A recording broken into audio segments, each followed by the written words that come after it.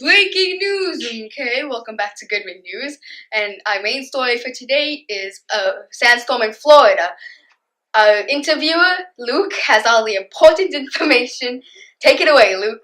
Thank you, Mr. Goodman. Hi, I'm Luke. I'm here with Patricia. I'm going to ask her some questions about the upcoming sandstorm and how it affects us. Patricia, how are you doing?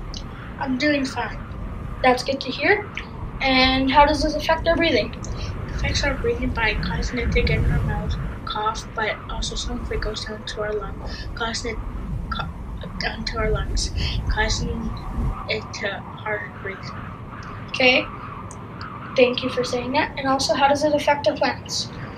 It affects our plants by causing them to dry out because mostly rain can't get in, and also the sun is getting the plants dry out and causing them to, and like natural meats like cows and stuff aren't able to eat them because they're drying out. Also, can't be made into food, which causing us to run low on food.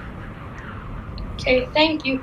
And that's it from us. And yeah, thank you for listening. And thank you again, Patricia. And back to you, Mr. Goodman. Patricia, for that wonderful information. Stay tuned next time for another update. Drive safe out there.